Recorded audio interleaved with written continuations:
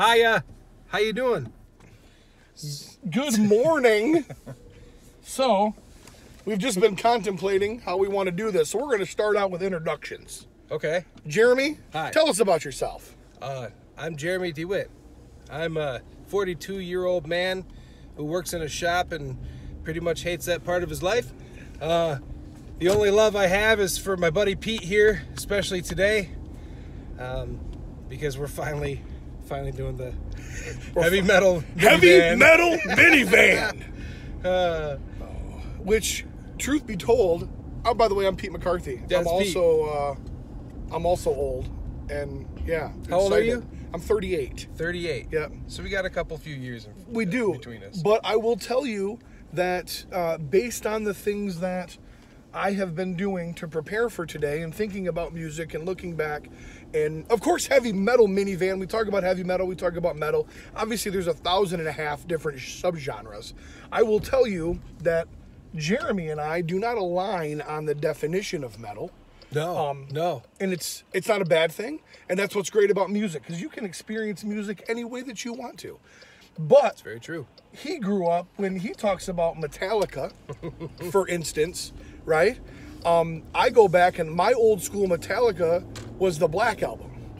And hardcore Metallica fans are like, wait a minute, hold on. True, and I can't exactly say that I was there before the Black Album, but that's when I discovered them, and then I went back and went, oh shit, Right. So prior to that, you had, was it Seek and Destroy, Master of Puppets, like those albums. Kill 'Em All. Ride the Lightning. Kill 'Em All was like 83. Ride the Lightning was 84. Unless it was 82. Anyway, 84 was definitely Ride the Lightning. 86 was Master of Puppets. 89, somewhere in there is And Justice for All. And then you had the big, massive 1991 Black Album. So I'm growing up, and I'm loving Metallica, but I'm loving Unforgiven Metallica. Right. And there's nothing wrong with that. There's nothing wrong with that, but it's a that very is different Metallica. Yeah. So the first new, albums that I bought that were Metallica were Load and Reload. Wow. And you have to understand, everybody who's anywhere close to a Metallica fan understands that was a reinvention of themselves. Yeah, that was that was a big kick to the nuts to a lot of people. Mm-hmm. But really, it was, I don't know. The music wasn't too much different. They did experiment a little more, but like, had they not cut their hair and like worn wife beaters and smoking cigars and painted nails and shit, I mean, people wouldn't have flipped out so much. So it's just so weird that image is such a huge thing on how you interpret a band. Absolutely. And people felt betrayed. Yeah. Because they had been wearing their hair long, and they had been doing all of that for such a long time. Yeah. Because that's what their idols did, and now all of a sudden they don't look like them. Yeah, I think I was I was more along the lines of like, okay, this is weird. I don't like it. Everything I've been doing my entire musical life has all been based on this band, long hair and all that. And I see them all with short hair, and I'm like, oh, am I wrong now, or are they wrong? Like, it was the stupidest thing in the world. Well, and talk about crises. Okay, so this band, Metallica, they're heavy, they're hardcore, they're in your face. Who the fuck is this woman playing an accordion and the memory remains? Who's this old chick? Oh, wait a minute, she used to bang Mick Jagger. That's awesome, you know? Yeah. They started getting real experimental, like when Load and stuff came out. But it's like, they had the whole world in their hands. They could do whatever the hell they wanted. And it's like, if you had that opportunity, wouldn't you do anything possible, Absolutely. And that's the kind of the evolution of music. When you look at, you fall in love with a band, whether it be their style, whether it be their music, whether it be their lyrics, their message, their whatever. Yeah. At some point, that has to evolve. Yes. You can't just do... I mean, at the end of the day, nobody wants to see James Hetfield balding with gray hair, headbanging to thrash metal. Right. And he probably doesn't either. And I don't know, man. That's he might be the exception to the rule. But it's just so weird because we've never seen a big metal band get old. We've seen like the crooners and stuff like that get old. Right. R&B stars and all that. But like, here's metal dudes, and they're like trying to thrash, and like, but they're old, and yeah, they're balding, and they're, kind of skin's falling off and shit. I saw so weird. I saw Ozzy in 2001, and some would say, you know, the father of metal, one of the fathers of metal. Yeah, he's early on Black Sabbath, you know, and it was no longer a microphone stand; it was a cane. You know, and he had an all-star lineup. When you look at the world of metal, he had Zakk Wylde on lead guitar. He had choice. Robert Trujillo on bass. And he had, unfortunately, I don't know his name, the drummer from Faith No More. Mike Borden. Okay. So this guy, I mean, he knew what he was doing, right? And it was an amazing show. But again, you're like, Jesus, Ozzy, maybe it's time to hang it up, you know? Right. What I can say about these guys, these old guys, is that they don't want to quit. Right. They want to rock until they drop. And, you know, I mean, that was kind of the motto, right? So these guys are doing it. People are criticizing them like crazy, but fuck, if that's all you know, all you've done is play heavy music your entire life, I mean, why are you going to stop? Right. Like, you're still going to want to play heavy music, so. And on the flip side of that, back to the evolution of things, you know what? Everybody wants to grow and change and be different, and I totally understand how that music changes, and the fans don't want to change. And we have a saying in my day job that firefighters hate change, but man, they really hate the way things are. Yeah. Well, there you go. That's exactly it. Well, we don't want them to change. We want them to stay the way that we are. It's the epitome of Steven's entire world. Am I right? Right. You know? So, No. I want He-Man from that. Well, they just quit doing the same thing over and over. People naturally want to evolve, and they also grow in not only their ability to play, but their ability to understand the music and their ability to write. And again, that evolution. And there's been some great bands that I grew up listening to that are great examples of that. And Stained is always going to be one of those for me. Okay. Tormented comes out. It's their first album. Most people haven't even heard of it. On the cover, upside down woman on a cross, bloody. It's just bad. To the point of where Fred Durst loved their music, saw the album cover and said, absolutely not. I'm not signing these guys. I recall hearing this story. So then he ends up picking them up. So what we got in the world was Dysfunction, their first album that was, I don't call it an EP, call it whatever, you know? Yeah. So off of that, we get Just Go, we get Mud Shovel, we get Home, and it's heavy Aaron Lewis, bent over, screaming into the microphone, super distorted guitars, great bass lines. That's Stained. Well, then it kind of evolves, and then it's been a while, and he's on the outside, and then the next album he's singing about his sweet Zoe Jane daughter, and but you hear him talk about it. He goes, I'm angry, and I write this album, and then I write Dysfunction, the album, the first one we all heard, and okay, now I at least know why I'm angry. Right. You know, I accept the fact that these things happen to me. Then 15 Shades of Grey is me being okay with it and moving on. And you go, holy shit, that makes sense. Right. You know? People can only judge shit mainly by, you know, just by their ears. They don't think about stuff like that. They don't think that that's an actual person putting out that music who's going through all these emotional changes. Think about all the emotional changes you've gone in just like the last year. Right. You know, you constantly evolve. And me as a musician, like, I've always kind of jumped on different chances to play with different types of music or musicians because it makes you grow as a musician, and learning other types of music makes you grow as a musician. And you naturally don't want to play the same your entire life. You want to do some browns and some boing-oing-oings and shit. You know, you want to try new shit. We can't all be Green Day. That's true. Although you can, and you'll be fine. And successfully, I guess they tried to evolve a little bit, but like you know, AC/DC. I mean, the prime example. They're just people get what they pay for. You know? Right. And how many times have I made the comment? You know, like an AC/DC drummer or like the drummer from Fuel. That dude knows one lick. They were like, man, we're starting this band. Well, what's Rich gonna do? Rich can't play shit. Rich, can you? That's all you need. There you go. That's all you need. Yep, Rich, you're in the band. Yep. That's almost as good as like the Mighty Mighty Bosstones. Obviously not metal, it's ska. But they've got a dancer. Yeah. Because he was like one of their best friends. He couldn't play shit, but he hung out with the band. He danced on stage. You know? You're our dancer. So you can do whatever you want. It's your band. Do whatever the fuck you want. Exactly. So I don't always understand. So when we look at music, we kind of look from two very different angles. We've had this conversation. Okay, well, check this out. So when I got into heavy music, it was, you know, around the time of the Black Album, and like I got into all the grunge stuff and some alternative things that kind of branched off, and I found a lot of like real heavy stuff later. But basically that Black Album was the beginning.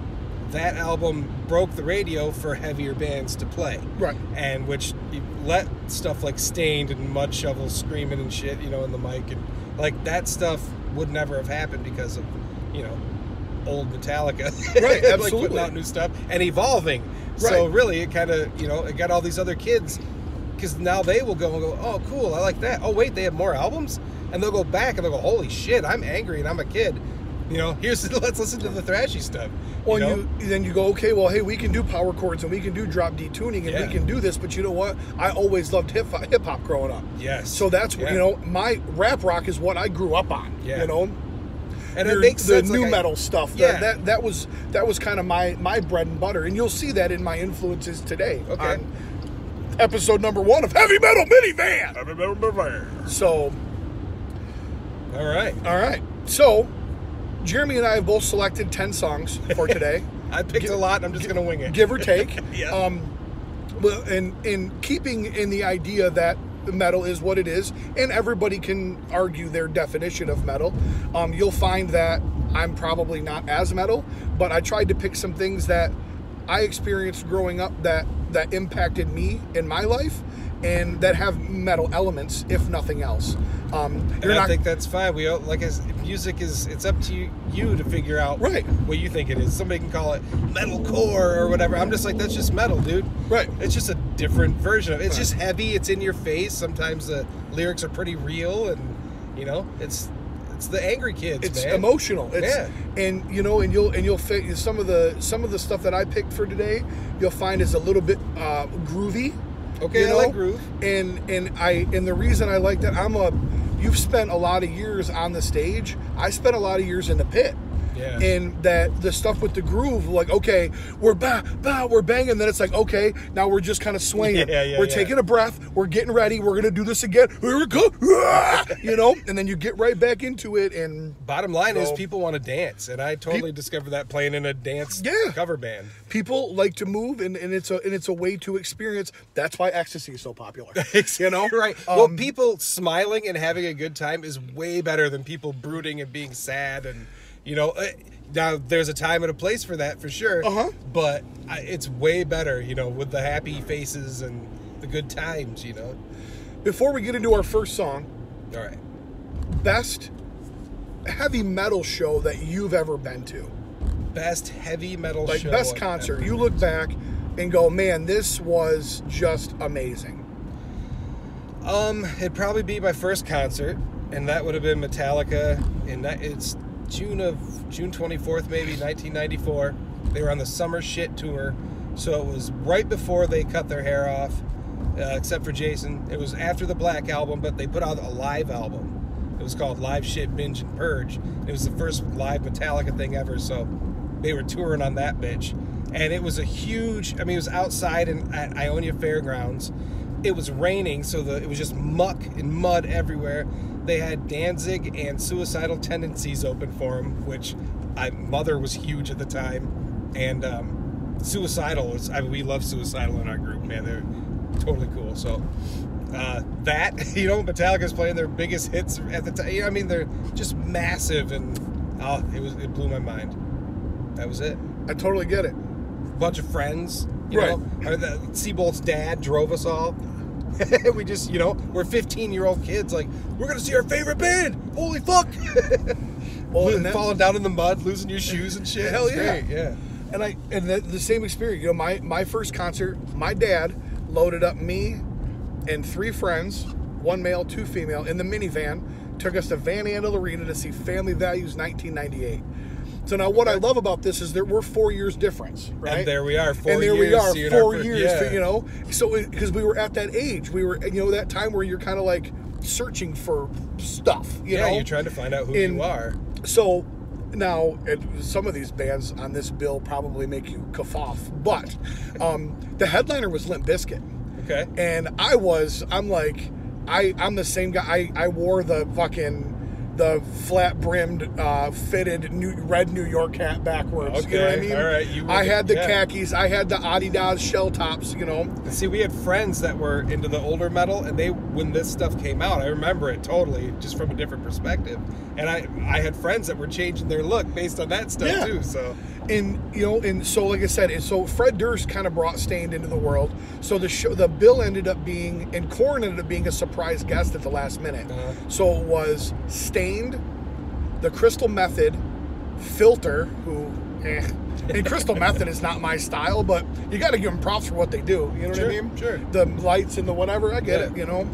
Korn, and then Limp Bizkit, and of course the stage got bigger as the night went on, as it moved back and they unveiled things, and it was just a ton of fun. I remember looking over at one point at my dad going, I think this motherfucker's sleeping. You know what I mean? Just bored with it. Yeah, because it just wasn't, it wasn't his thing, but he did it because, I enjoy music because of my dad. Right. And it goes all the way back to Saturday and Sunday morning on my paper route of driving, and him driving me and us just listening to Rock 101.7 back in the days of Andy O'Reilly, and just hey, who's this, and hey, who's this, and talking about it and telling me stories, basically doing exactly what we're doing right now. Right, only we didn't have iPhones back then. We need a little bit of heat too. I don't know. I'm a little Hey chilly. man, whatever. I'm chill with everything. So here's what I'd like to do. Son on me.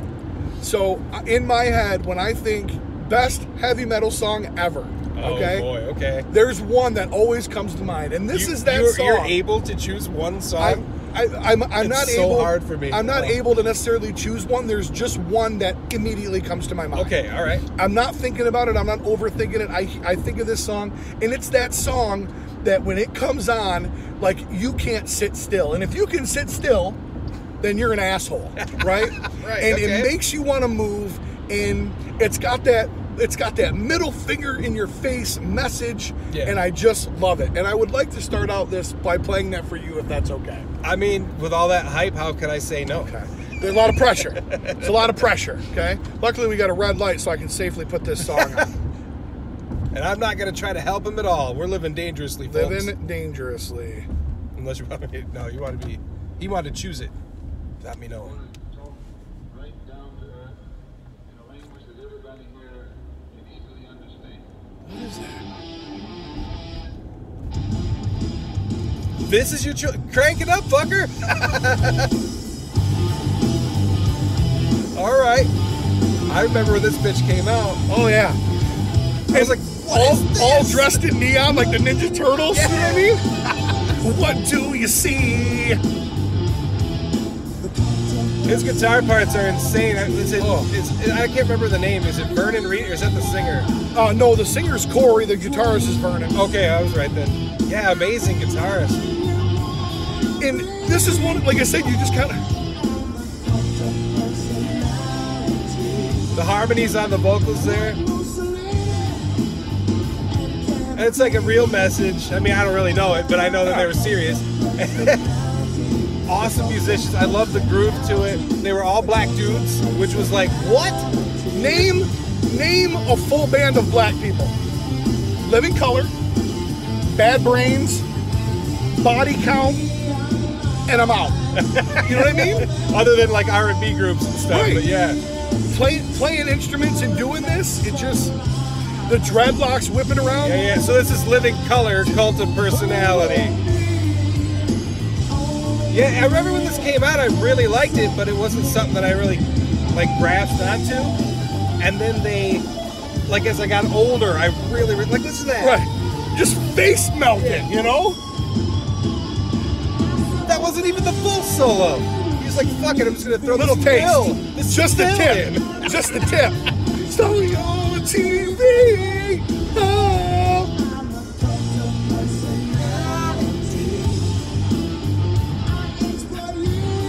Just the super rhythmic drums. Yup. You don't need much more than that. No. That's the driving force. Yep. You have the, It's the drummer, right? The drummer is the guy in the basketball game that always has the most assists. Yeah, right. The drummer is the guy on the football field. He's holding the ball for the kicker. Yep. You can't do it without him, but he never gets the glory. You strip the music away and you go, I like this guy, you know? Right. And nobody ever knows the drummers' names. Never. Except for Lars Ulrich. And that Everybody knows motherfucker Lars. needs to stay in his seat. You know what I mean? He maybe sat on his balls. Right. The drums right here, wait, hear the, there's like a shaker in there or something. Yeah. And the guitarist kind of like cuts some of the distortion, and he's like, just a little bit of clean, man. Where are we gonna go now? You want to do it? Then do it already.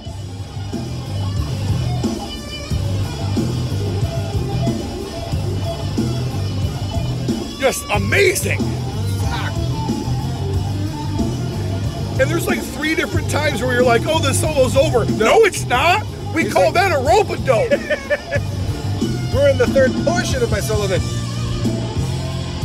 I love it when they do changes like that. This guy knew his whammy bar, that's for sure. Yes, he did. Yeah, you're retuning after every song he plays, you know? Oh, it's gonna come to it. Oh, no, it's not. We're gonna chord it a little bit. Oh. He's like, I need my bluesy part, guys. They're like, fuck yes, you do.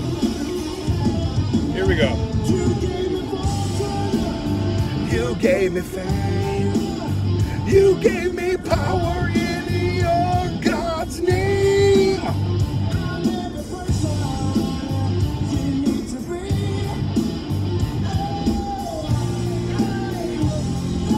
I can't think of any other music that had sampling of historic speeches in it either. You know what I mean? Right. I love the backing vocals.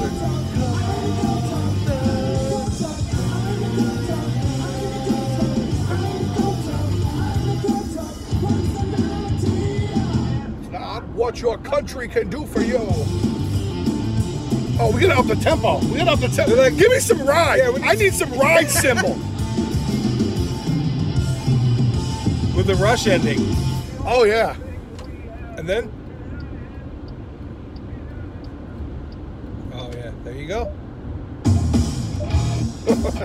All right. So, interpretation, how's my first pick of the show? You're bringing your A game, man. That song? I honestly didn't expect that. With all the talk about the new metal stuff and everything, I'm like, you know, there's going to be some Stain song that's like the best metal song in your eyes or something. And you're like, nope, Cult of Personality. So to me, when I think metal, right? Yes. Obviously the speed is there, and nowadays too, you know, metal is so saturated with double bass pedals, which I absolutely love. But to me, metal has always been loud, in your face, like you said earlier. Yeah. But it's solos. Metal to me has always had solos in it. Okay. And as we moved through, like if you look back on my musical stylings growing up, yeah, we lost the solos. Yeah, you know? They pretty much cut them out, and that was a big portion of why some of us, I'll say, it was like I was pissed because I'm like, why aren't they playing solos? Now I don't care so much about solos and shit. I'm all about a groove or whatever, but back then it was like, it was kind of insulting, you know? Like, what, you guys have 2 guitars and you're not going to show off at all? Right. Why did they cut them? In your opinion, why did they cut solos? Because I think it was sort of like what grunge did to the 80s stuff, where they were like, grunge came in and like some of them played solos, but they were usually more bluesy and just kind of laid back or whatever, where in the 80s they were just who could be the fastest shredder, you know? Right. And so I think, you know, in true human fashion, somebody's going to end up turning their nose to that, like, oh, I don't want to do that anymore. And everybody else is going to be like, yeah, that's lame. Why do we like this? You know, like the mullet, although the mullet came back. Oh, it came back hard. So I'd like to offer a counterpoint to that. Okay. I truly think it all came back to money. Money? It came back to money. One of the things that we started to see as I was getting older and growing, it was the push to be on the radio and the push to do music videos and to have singles and to sell records. I think the solo went away because the songs were too long. Radios didn't want 5 and 6 minute songs in their rotations. I mean, that could be a part of it as well.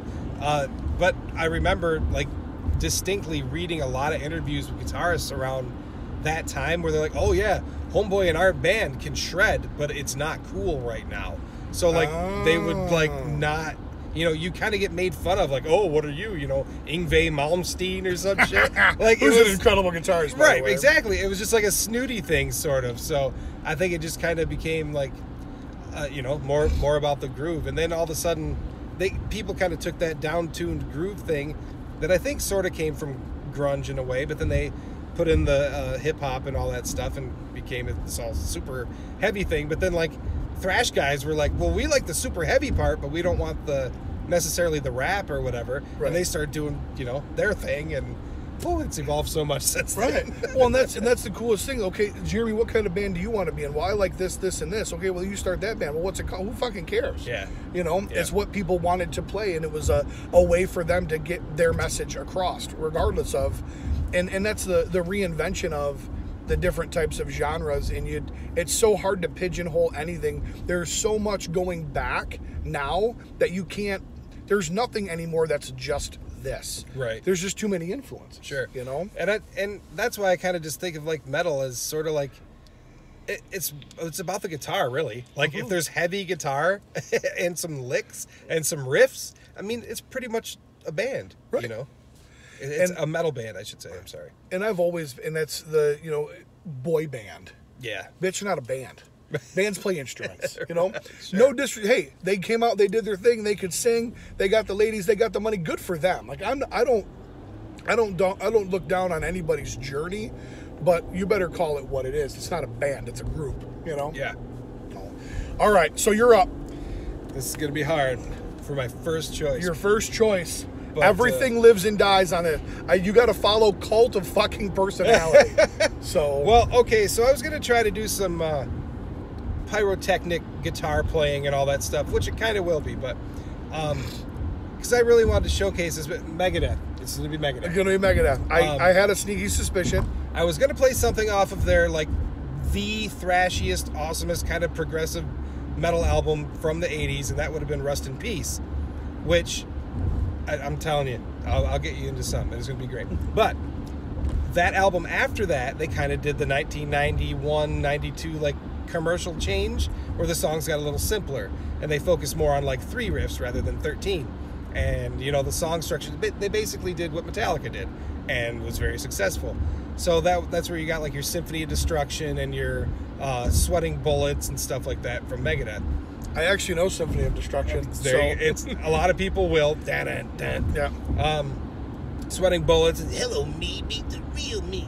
That guy. So I don't know if you know that. For the longest time, I always thought he was talking about a firefighter, and I think he's talking about a prize fighter. So. Oh, okay. I always thought he was saying just like the firefighter. Oh. So. No, it's just like the Pied Piper. Led rats through the streets. Really? You dance like marionettes, sway into the Symphony of Destruction. Wow. So even when I thought I was wrong and I figured it out, I was still wrong. Yep. All right. Perfect. But so I'm going to play one from that album that still maintained more of their thrashy elements, but it's basically a good, well-rounded Megadeth song. You get kind of everything from it. So let me type this in here. Ashes in Your Mouth. All right. That underlying bass. Yeah. Dave Ellefson, baby. That's all. He's almost getting a little primacy in the background. Yeah, there. I like that. This was their best lineup, these 4 guys. They're both doing that.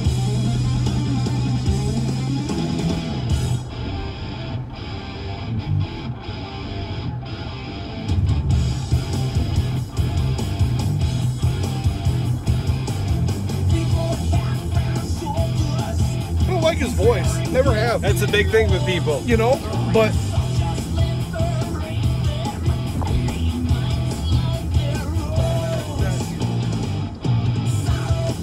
kind of simple, straightforward, but that beat. Yeah. And then there's that change up where I'm going to stay off the bass for just a second. Yep. I'm going to give you a little hi-hat. Yep.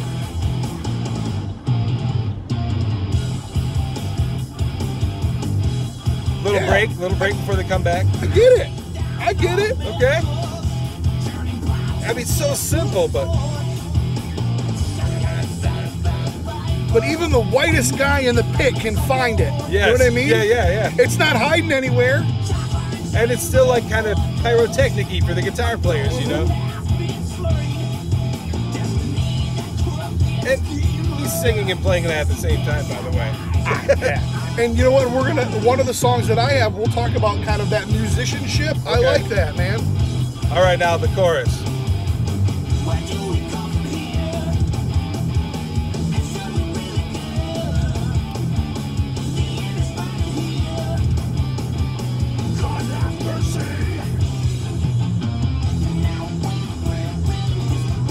See, extra snare in the first part. Yep. Then we switch. Give me some Slow it ride. down. Yeah. I've got to hit a cymbal during this part of the song, but I don't want it to be splashy. Right. I love that.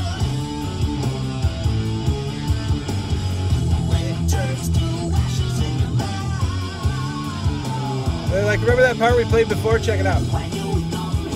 Yeah, there it is. Yep, kick the group. Nick Menza on the drums. Rest in peace, buddy.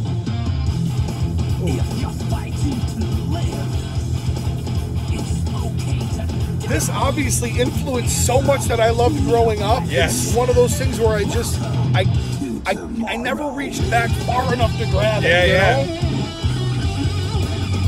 know? Marty Friedman, my God.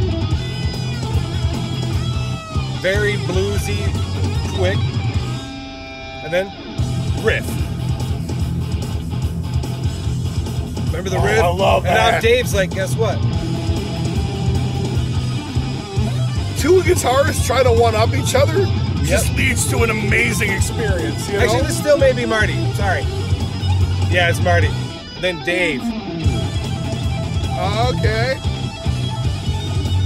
They always do that back and forth. That was like a beautiful handoff. You know what I mean? Yeah. I mean, I know I ran it most of the way down the field, but I want you to take it into the end bass zone. tees.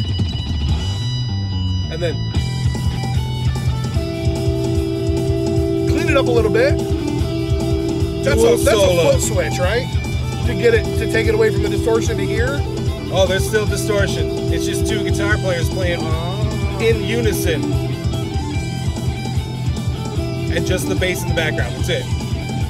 Hey, I want you to lay down a hell of a foundation. We're going to build a house on this bitch. Yes, you know exactly. what I mean? And then, remember the sweet riff from earlier? And now, we're not going to do another verse. Let's get to the end. No.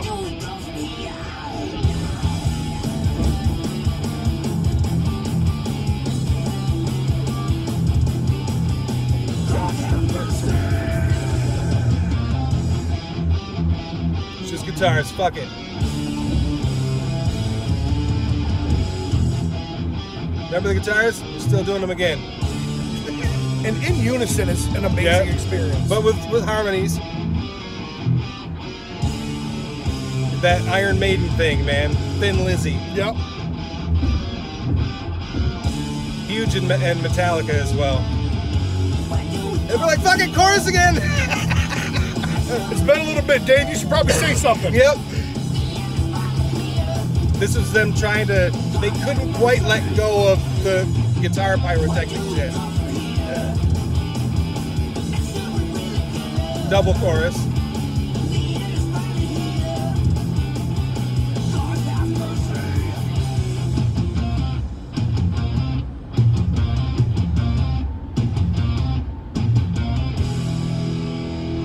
Hey Nick, you remember how to play the drums? Oh, I got you guys. Like this. Hang on, gotta put on my shoe.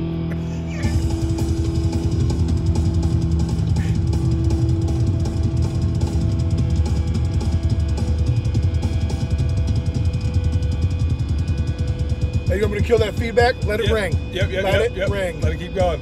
Ready?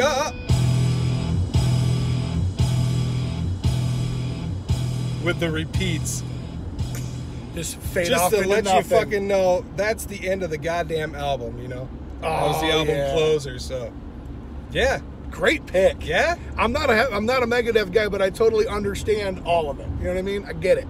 They got into a lot of the grooves, and it's, you know, chill drums. It's not like trying to go exactly with it and all that stuff.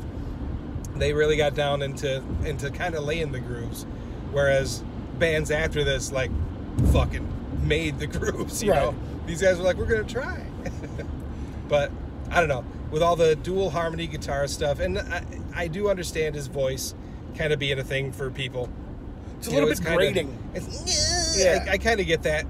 And I don't know what he was going for in the beginning. They tried to find a singer or whatever, but he basically had he can get like an angry snarl type, but then he also does that kind of like, I won't say he sounds like Iron Maiden, but the kind of higher up with vibrato and Right.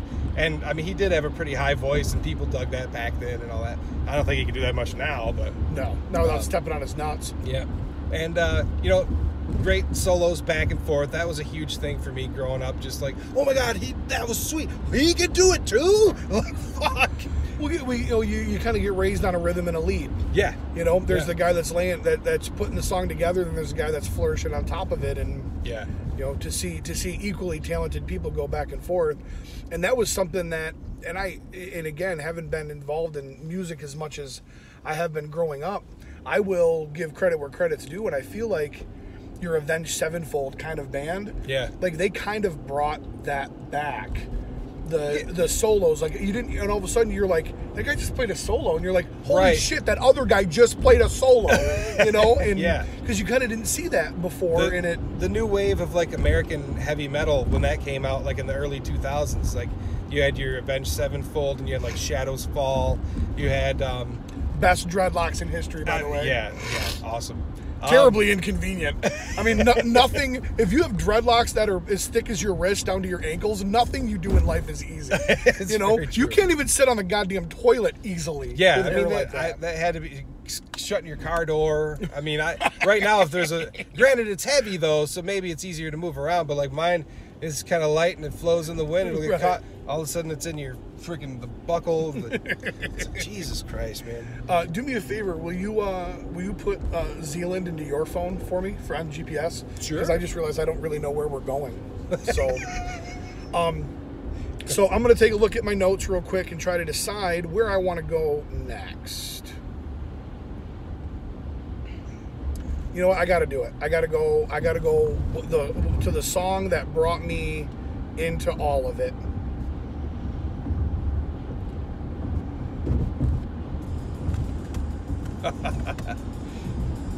So, off their debut album, Untitled, this is Blind by Korn, one of the most amazing songs to watch performed live because everybody knows what's coming I and have seen everybody is ready. There is an energy in the room. Although I wasn't a fan of the band, I could see why people dug it. You know. Just the outer edge of the ride, Yeah. and then I just want to go to the middle. You know what I mean? Give me a couple in the middle. Yeah. So, I like the two guitar yeah, stuff. 7-string Ibanez's Monkey. Yep. Brian had Welch. Monkey!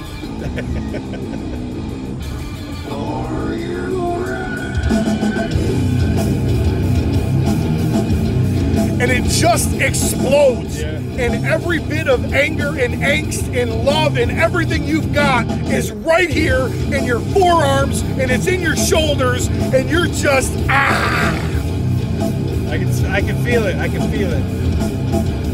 It's so weird to like. Those guitars aren't that heavy. They're like. It's just like the drums and the bass all fat. Whew. That's nuts. All right, thanks, Jonathan. I needed a break. Okay. Place a life too high. You don't know the chances. What if I should die? Nobody is on their own feet right now. It is just one mass of people just, I'm so blind.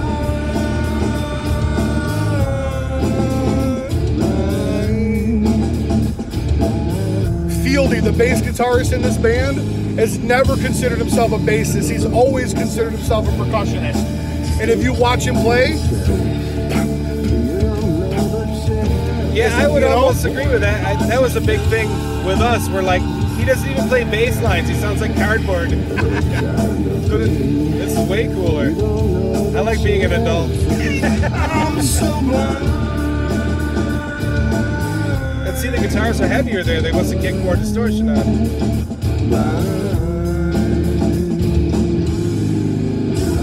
Deep is undoing to live a life that seems to be across reality. And I can never find a way to reach my,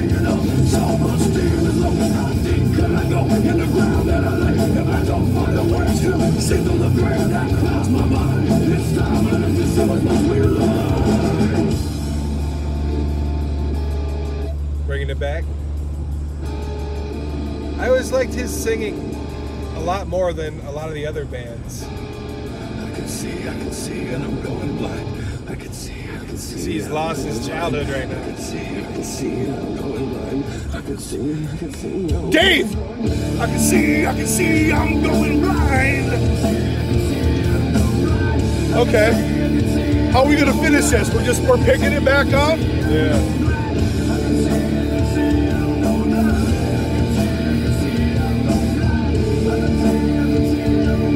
Give me the snare!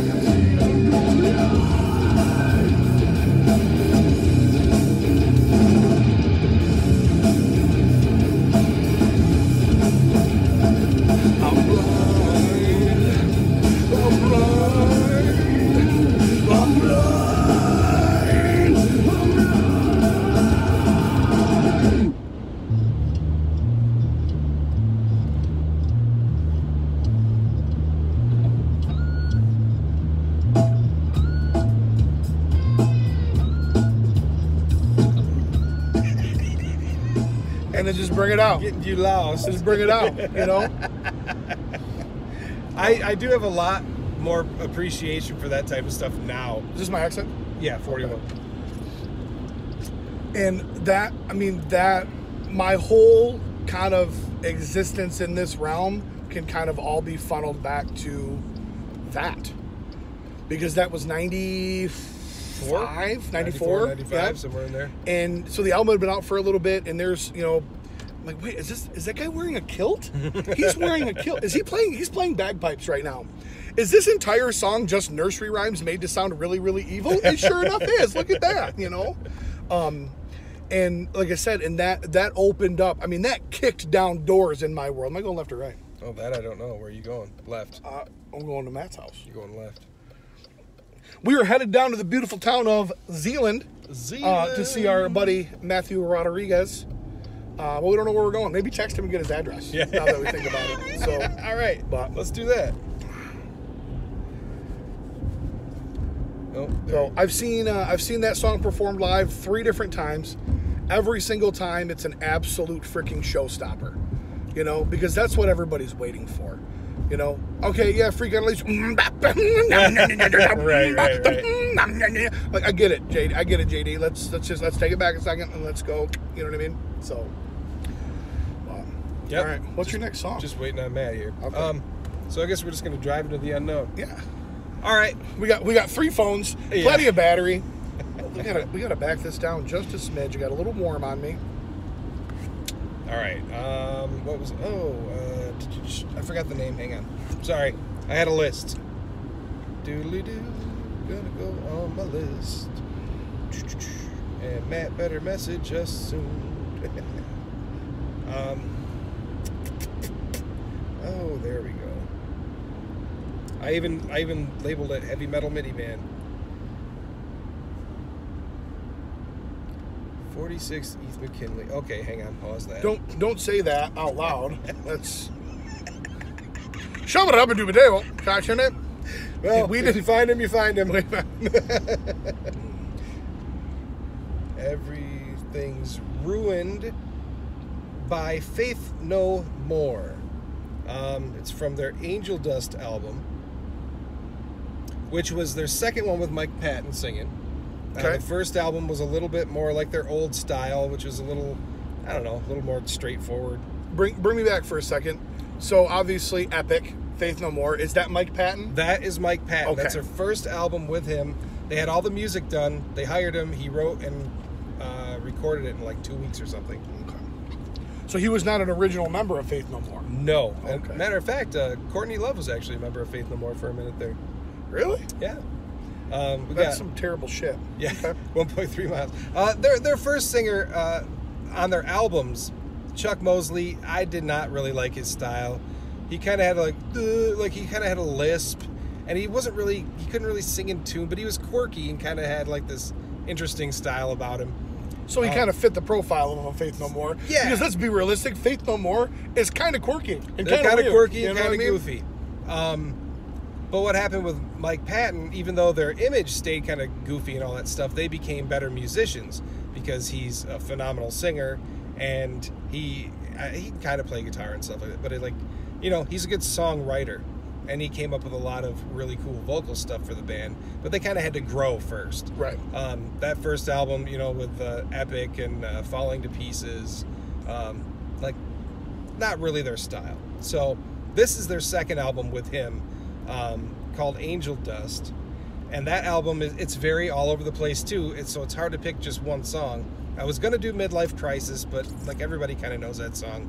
You would if you heard it. Okay. I believe you. But instead, I'm gonna kind of do more of a Everything's Ruined. All right.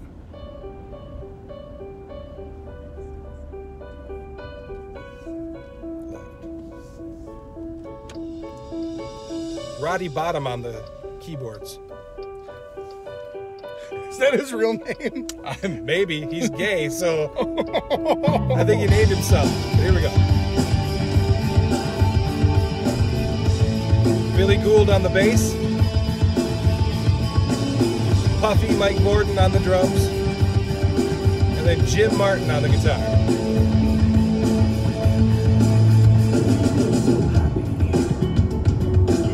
This was kind of their backlash to all the poppy fame bullshit.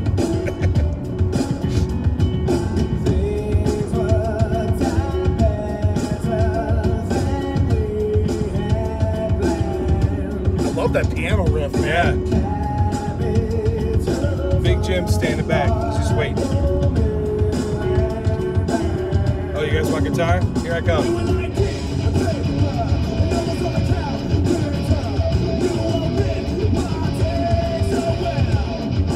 Mike start getting mad.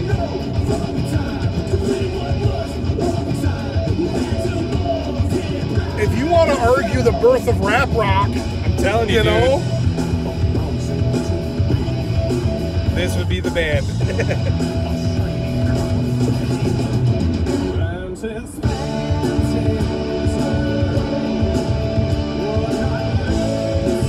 Bass is still back there with the drums, just laying a groove.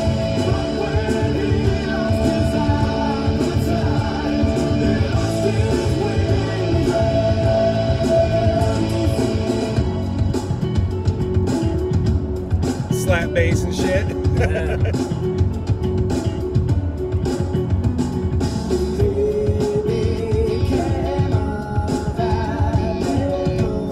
you could headbang to this. You could almost slow dance with your wife to That's what I'm this. saying. And it's still heavy for the metal guys. Yeah. Are you gonna turn? There you go. Good for you.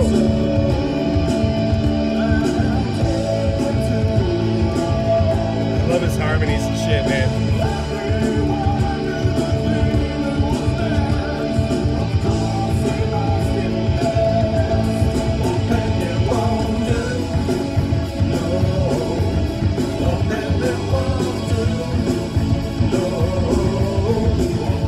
Right.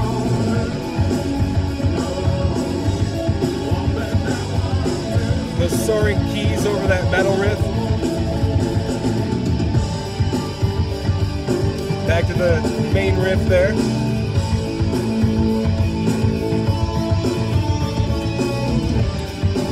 Side note, that's what my new truck looks like with no light bar. Nice. Only mine's a bigger, it's a Tahoe, but I'm super excited.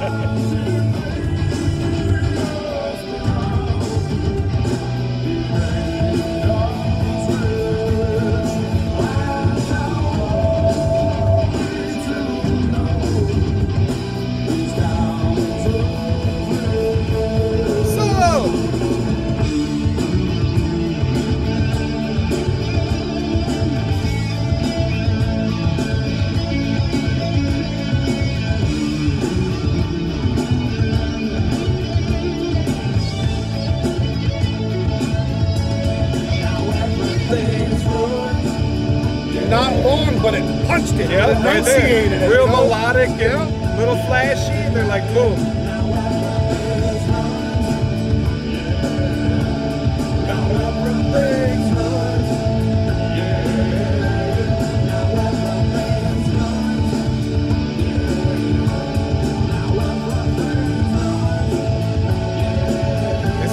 lot lower. He made a conscious effort to kind of change it, not be that whiny thing. Well, he's sang 3 different ways in just this one song. You know? That's talent. That's why Mike Patton is one of the greats. Like he'll do whatever's necessary for the part, and sometimes whatever's unnecessary for the part to make it stand out. And not a typical lead singer thing. No. Lead singer kind of wants the light. They want to be, you know. This is the first time I ever met a lead singer who was an instrument. Like he could be like, you know, it's like he had a pedal and you change you just went different styles for this or whatever, you know. You know, last album with that guitar player, he kind of kept the metal alive, I guess. Not that they still weren't heavy or had metal elements afterwards. It's just he was the riff guy, you know. And they became more of a band, you know, after that, I guess. So I guess the guitar player didn't really want to contribute too much on this album. Maybe he had issues with Mike Patton or something, but he just kind of came in at the last minute and threw some stuff together. But I don't know. It fits. It's pretty good. And I love Billy Gould on the bass, man. Really great, underrated bass player. Nobody even knows his name. Right. Nobody knows who he is. The background people, man. And he's got some of the absolute best bass lines I've ever heard. So he pick, slap, whatever, finger. He was all over the place. So. So now my next question is my next pick? Do I go with my most infamous bass line because of what you said, or do I go with quirky? Oh, I'm going to go quirky. All right. So quirky it is. This is another band that is quirky. Am I going left or right? I'm going right. So, heavy, and in your face, and fun, and just System of a Down. Very influenced by Faith No More. If I leave you, let your mother pray. Straight? Yep.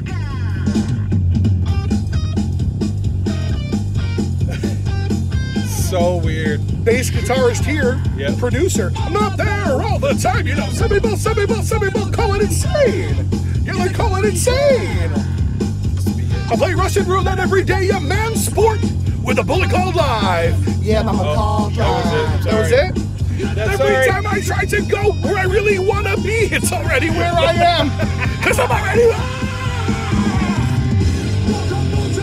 Any song you can write about the kombucha mushroom people. You know what I mean? Exactly. We don't have enough songs about them. And I love the little, the guitarist chiming in, you know what I mean? Yes. Sugar! Such a thick bass sound, too. Soco's cute, it's small, fits right in my pocket. Yeah, right in my pocket. You know, my girl, she laughs at me sometimes, but I just fucking kick her and then, ooh, baby, she's okay. In no way, shape, or form does the Metal Minivan condone domestic violence. Not at all. All right? Yep. Yeah, these guys, when they first came out, I admit they were quirky and interesting, but I still had Faith No More and Mr. Bungle. Then I got into these guys. I sit in my desolate room. No lights, no music, just anger. I've killed everyone. I'm away forever, but I'm feeling better. How do I feel? What do I say? Fuck you, it all goes away. You give an angst-ridden teenager the opportunity to scream "fuck you" in a song? Yeah, we're gonna do it. Absolutely. In the end, it all goes away. What do I feel? What do I say? In the end, it all goes away. What do I feel? What do I say? In the end, it all goes away.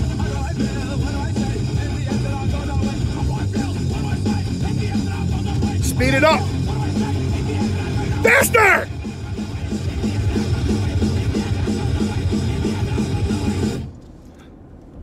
Epic. Absolutely love those guys. They're so heavy, like, and so I get why people are like, oh, they just thrash it, but they're like, hey, guess what? We're just going to do something stupid right now. Yeah. But, like, the lyrics are still cool, and even sometimes their lyrics are stupid, but it fits. So, one of my favorite songs by them is Prison Song, and it literally is just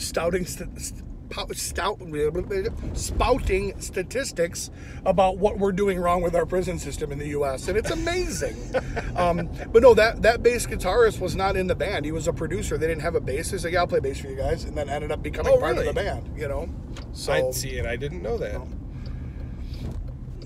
Let me see here. But another thing that we don't see in these genres is some of those guys were Middle Eastern. I believe they all were like Armenian, all of them.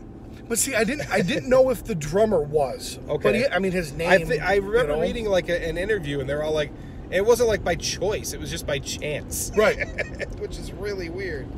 So, yeah, I ended up getting into them for the Hypnotize, Mesmerize albums. That's what really blew my mind. Really cool guitar shit, and he never used a lot of distortion, but it was still so punchy and heavy. Right. So that actually inspired me to dial back my distortion when I play, because it makes it more percussive, and in turn makes it heavier. So, there's a funny thing too about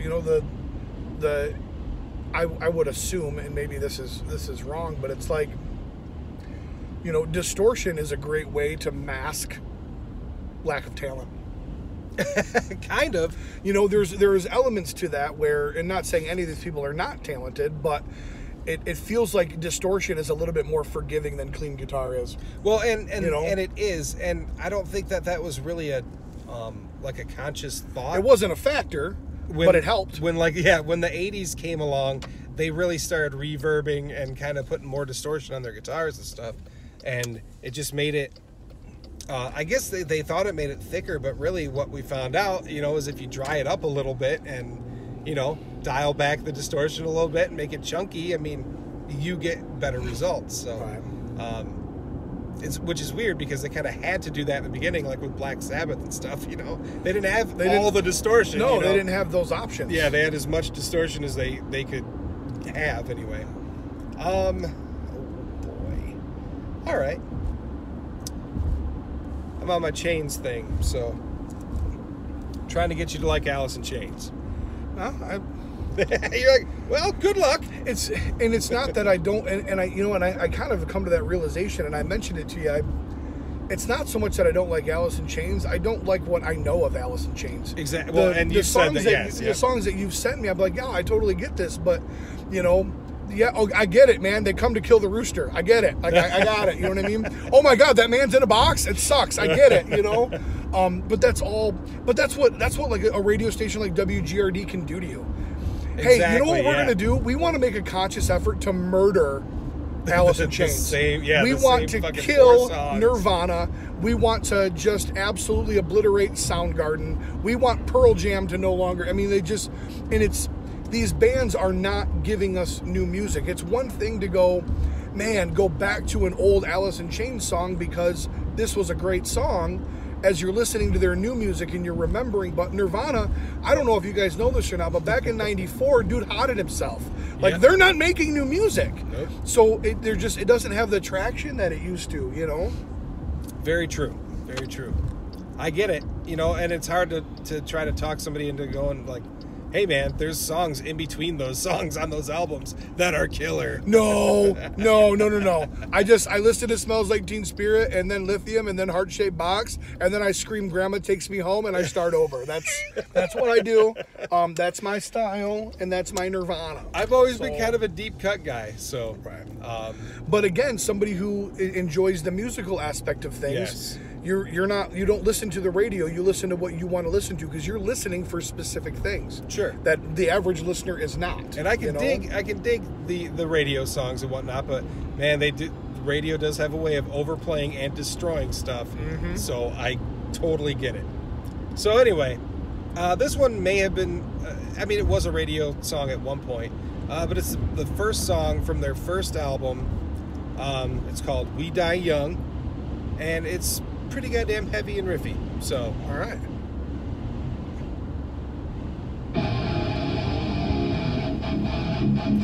Very thick guitar.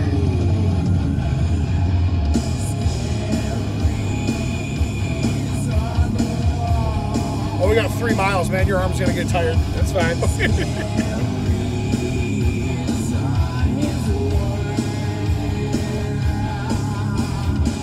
Was this ever released as a single? Yeah. Okay.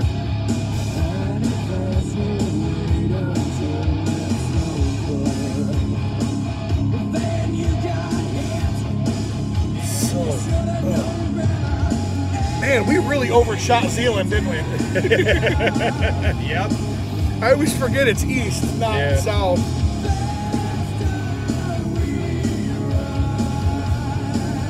Very heavy, straightforward rockin' riffs.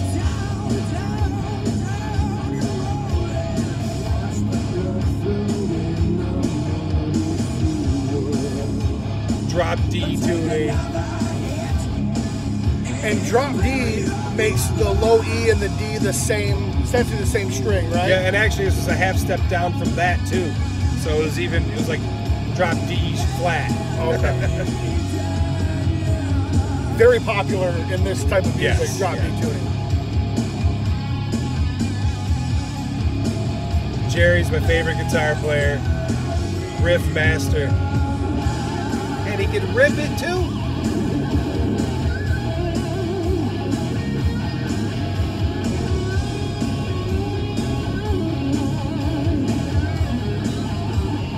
Bluesy as fuck.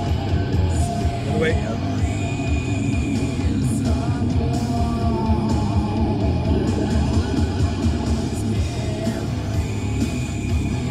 Now this singer has since passed away, right? Yes, he has. Drug abuse is a motherfucker. Heroin overdose, wasn't it? And this was before he was too deep into it.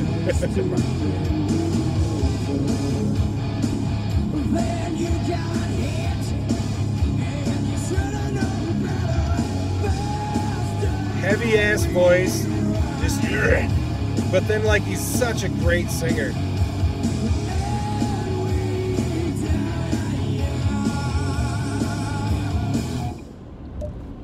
Boom. It wasn't very drug fueled, which is some of their. Is this guy gonna go? He looked like he was he gonna looks go. like he's gonna kill us. He thought about it. He thought about killing Yeah, us. that was not cool. and like we just finished a song called "We Die We Young." Die Young, yeah. that Fuck, was- but we're old, so yeah, that's doesn't true. matter. I think it's like about gangs and shit, killing each other and blah blah blah, something like that. I don't know. I'm not big on song meanings. I really just kind of listen to it for the overall, how I feel about it. But and that's the thing, man. I love the lyrical content. Like I want right. I want to feel what that person was feeling when they wrote that song. Right. And I've kind of tried to be that guy, but unfortunately I was into Nirvana at the time, and it seemed like half the stuff he said was malarkey, which it may have had deeper meaning, but all I saw was just like. But not it didn't land home if you didn't understand it. Exactly, right. So it meant something to him, but and I do like the idea that you can kind of create your own version of what the song may be in your own head. But I was more about rocking and learning the guitar parts and just singing the melodies and stuff like that. If we want to talk about, as we approach our destination, we want to talk about lyrical malarkey. No one writes better lyrical malarkey than Gavin Rossdale from Bush. What the fuck is that guy talking about? I think he took that to a different level. God. I mean, weird, man, Should I fly to Los Angeles? Find my asshole brother. And Mickey Mouse has grown up a cow and Dave's on sale again. And you're like... Yeah. And anytime I hear a lyric like that, like Dave's on sale again, I always go back to two things. John Bon Jovi, because he wasn't on sale, he was working the yard, man. Yeah. And I go back to Summer of '69, Bryan Adams, because both of those artists had songs that talked about people by name. There you go. And then you want to fast forward to would be like my era of that. It would be The Offspring, The Kids Aren't All Right. There you go. This is our turn here. I'm going There you go. to make it hard, We're make it alive. heavy. Yeah, there we go. Yeah, so Chains, huge band of mine. Like I said, they got a little, once the drugs kind of kicked in, they got a little trippier. Were they all on the spike at one point? As far as I know, yes. Okay. So, the following album, Dirt, had, Them Bones and Rooster and Down in a Hole and stuff. But their first one, it still kind of held on to their kind of glam days. Right. And Yeah, they changed a little bit from the glam stuff. So, did we make it? I think we did. There it is, the yellow one. There it is, the yellow one. We made it. Hey, part 1 of the first episode of Metal Minivan is complete. We're going to get some breakfast down here in Zealand, and then on the way home, we're going to drop episode 2. Episode 2? Do it. We did it, man. Yeah. Woo! All right, we'll see you guys soon.